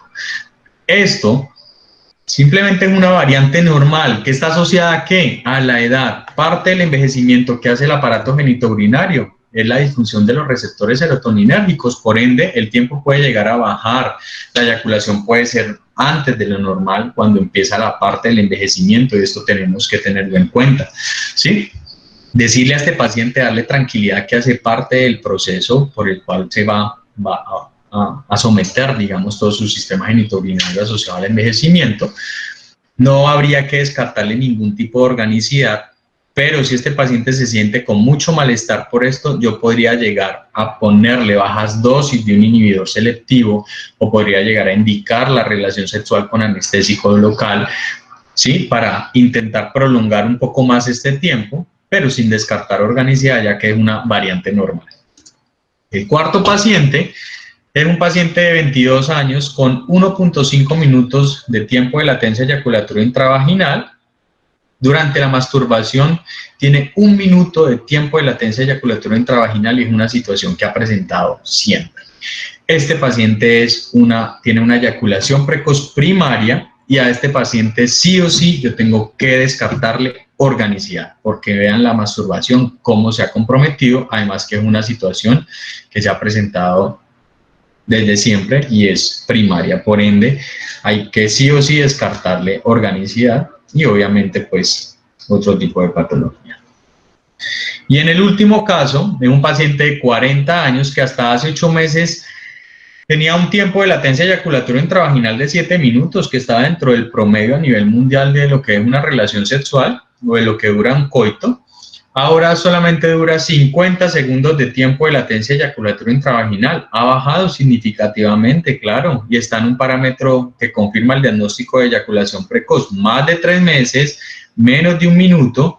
El paciente, cuando le pregunto por la masturbación, me dice, doctor, no, yo no me masturbo porque yo tengo mi pareja, entonces yo desde que empecé con mi pareja yo nunca más me volví a masturbar, yo simplemente tengo las relaciones sexuales con ella. No hay inconformidad por parte de la pareja cuando yo le digo al señor, pase a la camilla, quítese la ropa y colóquese la bata con la abertura hacia atrás para examinarlo. La pareja me dice, doctor, no me le vaya a hacer nada porque a mí me gusta que él tenga este tiempo de latencia eyaculatoria intravaginal. Es decir, que en realidad no hay una inconformidad por parte de la pareja. Este caso es muy importante, es una eyaculación precoz secundaria, ¿sí? Ya una eyaculación precoz porque está por encima de 8 meses, ¿sí? Porque está menor a 50 segundos. Cuando yo no tengo el parámetro de masturbación para evaluarlo, yo tengo que darlo como positivo. Es decir, pensar que este paciente se masturba y está con un tiempo de 50 segundos en la masturbación. ¿Para qué yo darlo como positivo? Para obligarme a descartarle organicidad, porque este es un parámetro que me sirve mucho para determinar si es algo psicogénico o orgánico. Entonces, si no lo puedo evaluar, es mejor darlo como positivo. Al final, yo tengo que evaluar la organicidad. Si hay algo de organicidad a este paciente, yo tengo que darle tratamiento. Si yo le encuentro, por ejemplo, una uretritis, yo tengo que tratársela. O si le encuentro una neuropatía, pues tengo que tratársela. Pero en el momento en que yo vaya a prolongar este tiempo con medida farmacológica, yo tengo que intentar sentar a la pareja y al paciente y hablar con los dos para ver si le prolongo ese tiempo. Porque como no hay inconformidad por parte de la pareja, si yo le prolongo este tiempo, puedo llegar a ocasionar una disfunción conyugal en este tipo de pacientes. No olvidarse, doctores, que de este animalito se demora meses filtreando a su pareja para poder llegar a tener un coito con ella, y a veces los hombres no quieren ni siquiera dar un beso, ni una caricia, ni un abrazo, sino simplemente tener penetración durante el acto sexual. Siempre intentar mencionarle a estos pacientes que tienen que tener un muy buen preludio durante el acto sexual para poder tener una relación sexual placentera. Muchas gracias. Por acá abajo les dejo mi Instagram. Si tienen alguna duda o quieren escribirme algo, pues por ahí lo pueden llegar a hacer. Muchas gracias. Perfecto, doctor Reyes. Muchas gracias a usted. Doctor, iniciamos con una pregunta que tenemos en el chat. Nos pregunta Marta Carolina Méndez Pito. ¿Prefiere algún cuestionario para el seguimiento del paciente? El PEP tiene muy buena sensibilidad y especificidad con respecto al seguimiento, sí. Perfecto, doctor. Tenemos otra anunciada, Gabriela. En el caso 1 que usted expuso, preguntó que si el paciente no era demasiado joven y que esa podía ser una de las causas de pronto de su eyaculación precoz. No, la juventud no tiene nada que ver con que tenga una eyaculación precoz. No hace parte de las causas de la misma. Perfecto, doctor. Continuamos con la ronda de preguntas. Nos pregunta Juan Domínguez. Buenas tardes. ¿La dapoxetina disminuye el deseo sexual y la disfunción eréctil? ¿Tiene algún efecto con respecto a la fluoxetina en este tema? Sí, mira que hay algo que uno tiene que tener en cuenta, se me pasó a decirlo, y es que los inhibidores selectivos de la recaptura de serotonina no se asocian con disfunción eréctil, ¿sí? Eso uno tiene que tenerlo claro. Se pueden llegar a asociar con deseo sexual hipoactivo o con disminución de la libido, ¿sí? Si el paciente tiene una disminución de la libido secundaria a un inhibidor selectivo de la recaptura de serotonina, uno recuerden que tiene 4: fluoxetina, dapoxetina, paroxetina y sertralina. La que más baja el deseo sexual de las 4 es la fluoxetina. Entonces, si yo a ese paciente le arranco fluoxetina, pues más bien le quito la fluoxetina y le coloco paroxetina. Si ya con la paroxetina el paciente me siguió bajando el deseo, yo le tengo que colocar otro inhibidor que no baje tanto el deseo como la fluoxetina y la paroxetina, que sería sertralina. Y si el paciente persiste con la disminución del deseo, yo tendría que colocarle dapoxetina o cambiarle a un anestésico tópico u otro que no interfiera con el deseo sexual de estos pacientes. Perfecto, doctor. Continuando con la ronda de preguntas, tenemos varios comentarios de agradecimiento. Le leo algunos. Por acá bastante dices: gracias, doctor, muchas gracias por la conferencia, a ti por la invitación, excelente charla, Chuchito, un abrazo, manda Dani Perlaza, Dayana Posada, muchas gracias, doctor Reyes, entre otros. Continuando. Muchas gracias. Ramírez pregunta: doctor, ¿el consumo de alcohol es algo que se debe descartar? ¿Cuánto de consumo aproximado? Aquel consumo de alcohol que lleve al paciente a la embriaguez. Ese es el que puede llegarse a asociar con eyaculación precoz. Si toma alcohol y ese consumo de alcohol lo lleva a la embriaguez, puede llegar a ocasionarlo. Siempre el consumo de alcohol debe ser una un consumo de alcohol moderado. ¿Y moderado qué es? Que el hombre no se tome más de 2 copas de alcohol en el día y que la mujer no se tome más de una, que son las 2 medidas estándar avaladas por la Sociedad Europea con respecto a la prevención de riesgo cardiovascular. Si se toma más de esas medidas o llegan a la embriaguez, eso ya es un consumo de alcohol patológico y puede llegar a ocasionar eyaculación precoz. Perfecto, doctor. Continuamos con la pregunta del doctor John Núñez. Pregunta, ¿qué se debe sospechar si el tiempo de masturbación es más corto que el de la relación sexual?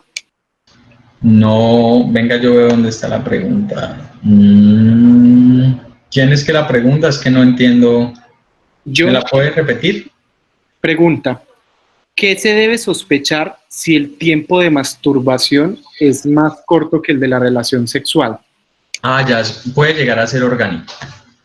Siempre la masturbación, si está más comprometida que la propia relación sexual, tengo que descartarle organicidad. Porque usualmente durante la masturbación la parte o el peso psicológico no va a estar, porque el paciente está en ese momento haciendo autosexualidad, está sentado en su casa, tranquilo, no tiene la ansiedad anticipatoria de rendimiento, no tiene que ocasionarle orgasmo a nadie aparte de él. Es decir, que si la masturbación es la más comprometida comparativamente con la relación sexual, eso sería más orgánico. Siempre habría que descartarle organicidad. En ese caso, ¿qué sería? Pues hipertiroidismo, diabetes, uretritis, prostatitis, enfermedades cerebrovasculares, etc. Perfecto, doctor. Un comentario del doctor Carlos Javier Fernández. Me preocupa es el hecho de que los uses disminuyen mucho el deseo sexual y de la libido, lo cual es bastante frecuente. Los inhibidores selectivos de la recaptación de serotonina. Sí, por eso le explicaba al doctor hace unos minutos que uno tiene 4, básicamente porque, digamos, tendría que sacar la duloxetina es otro, pero realmente se utiliza más para fibromialgia, entonces por eso nunca lo metemos en eyaculación precoz. Los 4 que tenemos es fluoxetina, sertralina, paroxetina y dapoxetina. De los 4 yo tengo que ir descabezando. ¿Por qué? Porque de los 4 el que más me disminuye el deseo sexual es fluoxetina. Si la fluoxetina me le ocasionó deseo sexual hipoactivo, yo lo paso a paroxetina. Si la paroxetina me le ocasionó deseo sexual hipoactivo o disminución de la libido, tengo que montarlo en sertralina. Y si no, en últimas, lo montaría en dapoxetina, que la dapoxetina no tiene efectos sobre el deseo sexual. Recuerden que ese es un inhibidor de acción corta, entonces se coloca esa antes de la relación sexual y no tiene efecto deleterio en el deseo. Si aún así el paciente persiste con ello, yo lo que hago es hacer switch a otro tratamiento. Le voy a poner tramadol, o le voy a colocar prazosin, o alfusocina, o terazocina, o tansulosina, o le voy a colocar un anestésico tópico. Por eso en la charla les muestro varias líneas de manejo que no son simplemente los inhibidores selectivos de la recaptura de serotonina. Uno tiene cantidad de medicamentos que podría llegar a utilizar para el control de la eyaculación precoz. Perfecto, doctor. Muchas gracias. Continuamos con una pregunta del doctor Arturo Reyes. ¿Qué efecto puede tener la cama sobre la eyaculación precoz? La cama, pero la disposición de la cama, que el colchón sea blando, no entiendo muy bien la pregunta. ¿A qué se refiere con la cama el doctor? Listo, no sé si el doctor Reyes está por ahí que nos pueda realizar la aclaración o de pronto anotar la mitad. Correcto. Bueno, mientras tanto vamos dando continuidad a otra pregunta mientras que el doctor Reyes nos hace la aclaración. Juan Domínguez pregunta, ¿el tratamiento de crema diclonina alprostadil disminuye también el umbral de sensibilidad, teniendo en cuenta que su aplicación es interna en la uretra y no en la externa? Claro, es totalmente cierto. Acuérdate que diclonina alprostadil es un vasodilatador y es un anestésico tópico. Todos los anestésicos tópicos me van a disminuir el umbral sensitivo. ¿Pero por qué disminuyen el umbral sensitivo en el eyaculador precoz? Pues porque estos pacientes tienen a nivel del surco álano prepucial un mayor número de terminaciones nerviosas que va a hacer o se van a beneficiar de que se disminuya por parte de un anestésico tópico, ¿sí? Entonces, esa básicamente es el motivo por el cual colocarlo. Doctor, muchas gracias. Continuamos con el agradecimiento por parte de Miguel Ángel Llanos. Muchas gracias, saludos. Dice el doctor Jorge Castrillón: buenas tardes, doctor, mil gracias por la charla. Y pregunta: quisiera saber si podríamos manejar la disminución de la libido con algún medicamento. Bueno, lo que pasa es que cuando uno tiene disminución de la libido ya tendría uno que entrar a evaluar otro tipo de patología distinta que se llama deseo sexual hipoactivo. Y el deseo sexual hipoactivo es aquella ausencia o disminución recurrente y frecuente por más de 3 meses de las fantasías sexuales y el deseo sexual durante una relación sexual. Y si uno tiene un deseo sexual hipoactivo, ya las causas son completamente diferentes. Ya no entra tanto el hipertiroidismo, sino que el hipotiroidismo entrarían los adenomas hipofisiarios, entrarían otro tipo de endocrinopatías asociados a trastornos de la aldosterona. Sí, hay otros medicamentos que bajan la libido, ¿sí? Como si los inhibidores selectivos de la recaptura de serotonina. Entonces sería otra patología que tendríamos que ver, digamos, en una charla diferente. ¿Para qué? Para yo intentar identificar cuál es la causa de que se le haya bajado el deseo a ese paciente. Si yo identifico la causa, pues perfecto, yo trato la causa y con eso mejora el deseo sexual hipoactivo. Pero si no hay causa, yo ahí ya tengo medicamentos que me lo pueden llegar a aumentar, como ¿cuáles? El bupropión. Recuerden que el bupropión es un inhibidor dual, que es de elección en aquellos pacientes que fuman. Lo utilizamos mucho en los fumadores. Cuando fuman y queremos que dejen de fumar, le colocamos bupropión, que es el mismo Wellbutrin, a dosis de 150 o 300 miligramos, que es un antidepresivo que es de elección en aquellos pacientes que los inhibidores no le han servido. Y hay otro que se llama flibanserina. La flibanserina es también denominada Viagra femenino o Viagra rosado. Es un antagonista de los receptores y también me sirve para aumentar los niveles de deseo sexual. Otra cosa que me aumenta los niveles de deseo sexual, si el paciente, por ejemplo, tiene una testosterona en borderline, pues la testosterona, colocar ciclos de testosterona si tienen una testosterona en base o en rangos de insuficiencia. Puedo llegar a hacer ciclos con testosterona para aumentar la testosterona sérica, y recuerden que la testosterona pues es la hormona del deseo sexual. Por ende, si yo coloco testosterona, va también a mejorar el deseo sexual. Ya sería, digamos, un tema pues diferente. Aquí me podría llegar a extender con respecto a eso, porque hay muchos medicamentos que me pueden llegar a aumentar el deseo sexual. Doctor, muchas gracias. Por acá tenemos un saludo. Marta Vivares de Buenaventuras. Gracias, mi doctor, desde Buenaventuras. Igualmente, un abrazote. Doctor, el doctor Arturo Reyes nos hace la aclaración que en realidad lo que él quería escribir era qué efecto puede tener la cannabis sobre la eyaculación precoz. Bueno. Miren que la cannabis sobre la eyaculación precoz tiene, digamos, dos cosas. Uno es si el cannabis se consume de forma habitual o es de forma esporádica. Si el paciente es consumidor habitual, es decir, que es un consumidor de marihuana diariamente, ¿sí? Recuerden que la marihuana es lipofílica. Si uno consume algo que es lipofílico, bien sea se vaya por vía oral o por vía pulmonar, tiene sí o sí que hacer paso hepático.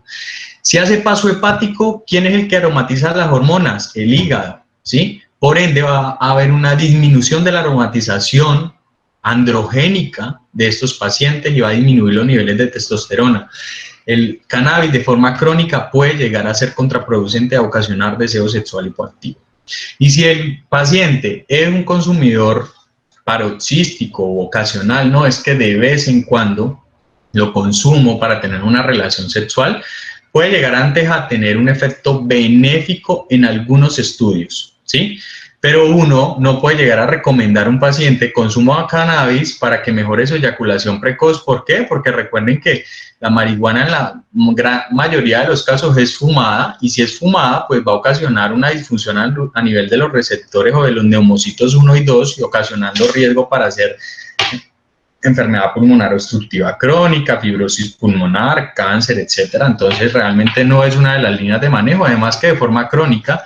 Hay un estudio que salió por allá en el 2008 que se llama marihuana como disruptor endocrino, y habla básicamente de eso, que la aromatización hepática o el paso hepático que hace la marihuana hace una disrupción de todas las hormonas que debería de tener el paciente, además de ocasionar de forma crónica también algo que se llama síndrome amotivacional. Y el síndrome amotivacional ocasiona que los consumidores crónicos ya luego no les saque ganas a nada. El síndrome amotivacional ocasiona que el que consume marihuana de forma crónica ya no le saque gusto al trabajo, ni quiera ir al colegio, ni quiera tener socialización por estar bajo el consumo del mismo. Entonces puede llegar a ocasionar este tipo de problemas. Habría que individualizar si es permanente o ocasional. Perfecto, doctor. Continuamos con Carlos Javier Fernández. Pregunta, ¿qué opina del uso de fundas para recubrir el glande? Sí, se pueden llegar a utilizar, pero el problema con las fundas es que ocasionan tanta hipoestesia que muchas veces se asocian con disfunción eréctil. ¿Por qué? Porque la funda ocasiona hipoestesia. La sensibilidad con un condón, a veces los pacientes con condón que son tan delgaditos y no interfieren tanto con la sensibilidad le dicen, no, doctor, es que tengo disfunción eréctil porque cuando me pongo el condón no siento. Las fundas son más gruesas y tienden a disminuir más el umbral sensitivo. Entonces, si disminuyen tanto el umbral sensitivo, se asocia con disfunción eréctil. Entonces, aparte de la eyaculación precoz, puede perder la erección durante el acto sexual. Eso puede llegar a pasar con las fundas. Gracias, doctor. Continuamos con la pregunta del doctor Jonathan Ríos Pérez. Ajá. Doctor, uno como médico general podría iniciar estos manejos farmacológicos, y ¿cuál nos recomendaría y en qué momento remitirlo al sexólogo clínico? Ya es súper fácil. Mira, yo ya les mostré entonces que hay varias líneas de manejo y ante todo hay que individualizar al paciente. Si yo ya sé que tiene una eyaculación precoz, lo más importante es determinar si es primaria o secundaria. Si es primaria o secundaria, yo tengo que primero descartar que no tenga una causa orgánica. Si tiene la causa orgánica, si le encontré una uretritis, pues tengo que tratarle la uretritis. Ay, que es una uretritis por gonococo, por clamidia o por una E. coli, tengo que dar antibioticoterapia direccionada para estos gérmenes, ¿sí o no? O si tiene un hipertiroidismo, igualmente tratarlo. Ya si el paciente yo sé que no tiene algo orgánico y que tengo que tratarle propiamente la eyaculación precoz, la primera línea en nuestro medio se llaman inhibidores selectivos de la recaptura de serotonina. Arranquen con fluoxetina a 20 miligramos una tableta en la mañana, ¿sí? Y reevalúen ese paciente en un mes. Ya en un mes el paciente tiene que tener el efecto propiamente de la fluoxetina. Si el paciente llega al mes y no mejora, ustedes podrían llegar a aumentar a 40 miligramos de fluoxetina, pero teniendo en cuenta que la fluoxetina a 40 miligramos puede llegar a ocasionar algo de acaticia o piernas inquietas. Si no, cámbienselo por uno que sea más potente, quítenle la fluoxetina y pásenlo a paroxetina de 12.5 o de 25 miligramos. Si con la paroxetina no les mejora, quítenle la paroxetina y pónganle la sertralina. Y con la sertralina arranquen con dosis bajas de 25 miligramos al día, ¿sí? Si no les sirven los 25, súbanle a 50 miligramos al día. Si no les sirven los 50, pueden llegar hasta 100 miligramos al día. Ya si llegó a sertralina a una dosis alta y no les sirve, propónganle la apoxetina a dosis de hasta 120 miligramos, pero arranque con dosis bajitas, arranque en 30, no les sirvió, luego suban a 60, no les sirvió, luego 90, no les sirvió, luego hasta 120. Si ya cumplió con los inhibidores selectivos de la recaptura de serotonina, piensen en un antidepresivo tricíclico, pero descartando siempre que este paciente no tenga problemas cardiológicos. ¿Por qué? Porque recuerden que los antidepresivos tricíclicos pueden llegar a tener cardiotoxicidad y pueden llegar a asociarse con arritmias cardíacas. Entonces, Si no tiene nada a nivel o riesgo cardiovascular, pónganle un antidepresivo tricíclico, que en ese caso, clornipramina sería estupendo. Si no, pues entonces arránquele tramadol, si no, póngale algo combinado. Pueden colocar fluoxetina y pueden combinarla con unas goticas de tramadol. Si a pesar de las distintas líneas de manejo que ustedes utilicen, este paciente no les mejora, el mensaje es muy claro. Descártenle a este paciente una esclerosis múltiple. ¿Cómo se la descartan? Pídanle resonancia magnética nuclear, pídanle proteínas diferenciales en orina, proteína de Evans-Jones y háganle todo el enfoque o el algoritmo diagnóstico a una esclerosis múltiple, porque podemos llegar a estar enfrentándonos a un paciente que está haciendo una eyaculación por una esclerosis múltiple y hasta que el neuro no lo vea y le coloque tratamiento para ello, el paciente puede que no les mejore. Doctor, muchas gracias. Con mucho continuamos gusto. con la pregunta. No sé, de pronto está muy clara. Preguntan, pero un momento, doctor, que se me acaba de perder. Pregunta qué posibilidades hay de que haga CONE. No sé si es muy clara la pregunta. Pregunto qué posibilidades hay de que haga. No sé a qué se refiere con la pregunta. Si son más claros, podría llegárselas a resolver, pero no sé qué es CONE. La pregunta la hizo la persona que te saluda de Buenaventura, pero ya no está en cámara. Entonces no. Ok. Perfecto. Entonces, continuamos con las preguntas. Un momento, yo por acá sigo buscando. Pregunta el doctor Camilo Romero. Buenas tardes, doc. Tengo una duda referente si existen posturas sexuales que favorezcan o compliquen el control eyaculatorio. No.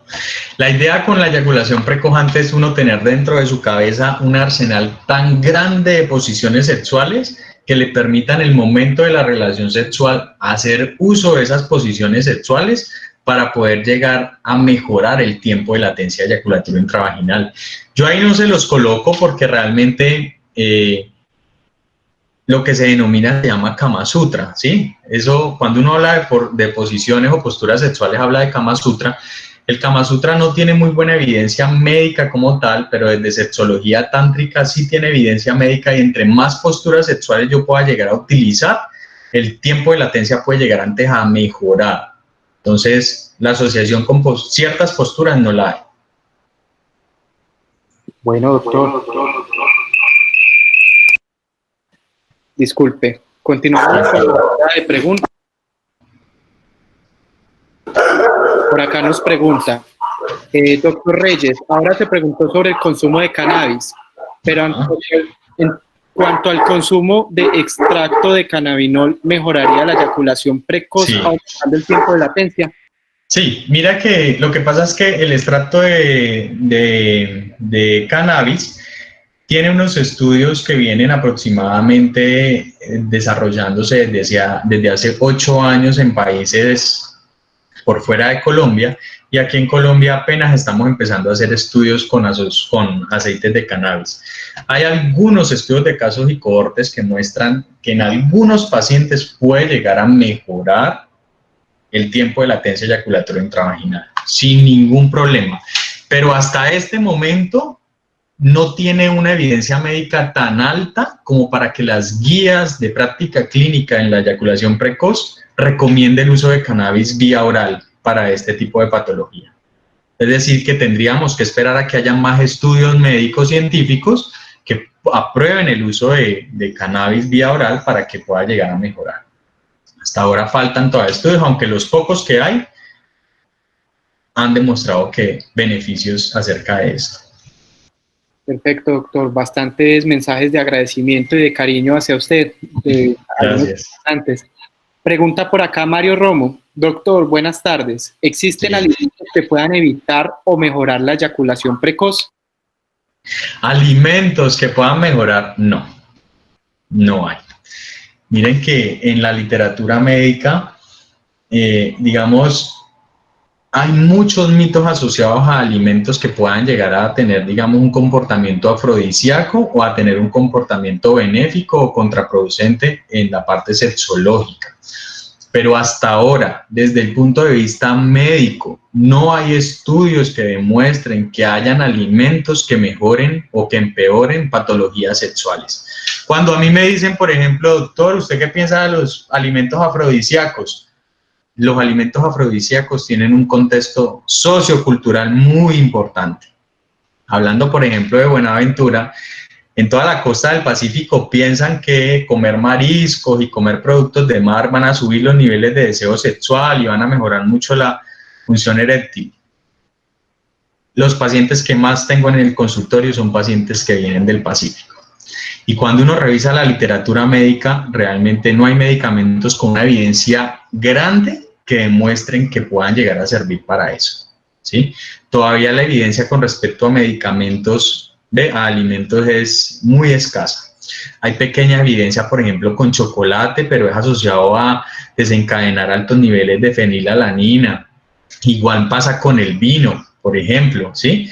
Pero lo que dice Dani Perlaza, el arrechón, el tumbacatre y todo eso que se maneja en la costa del Pacífico, no tienen evidencia médica. Por eso tienen, digamos, un contexto sociocultural importante, pero desde evidencia médica no tienen evidencia médica. Había que esperar si de pronto más adelante sale, pero hasta ahora no ha salido nada con respecto a ello. Perfecto, doctor, agradeciendo por su aporte. Vamos a dar una espera de 30 segundos para ver si se generan más preguntas. Pues si no, cerramos esta maravillosa ponencia de su parte, doctor. Muchas gracias, mi doc. Muchas gracias por la invitación y cuantas veces me quieran invitar estaré presto pues para colaborarles con lo que necesiten. Bueno, yo sé que sí, doctor. El día de hoy estuvimos con el doctor Jesús Reyes, él es especialista en sexología clínica, es médico familiar. Doctor, pues no queda más que mensajes de agradecimiento a todos los que se conectaron con nosotros el día de hoy. Muchas gracias, mi doc. Muchas gracias por la invitación y muchas gracias a todos los que asistieron a la charla. Muchas gracias por todos los mensajes de cariño que recibí, en serio que reconforta y ese es realmente el pago que más lo llena a uno. Muchísimas gracias a todos por asistir. Perfecto, doctor. Qué mejor manera que de cerrar una semana con un broche de oro. Entonces, a todos nuestros participantes, saludos, les mandamos mucha fuerza en medio de esta contingencia. Doctor, nuevamente agradecidos. Gracias. Damos por finalizada la charla del día de hoy. Hasta luego. Chao, mi doc. Muchas gracias y hasta luego a todos. Muchas gracias, hasta luego.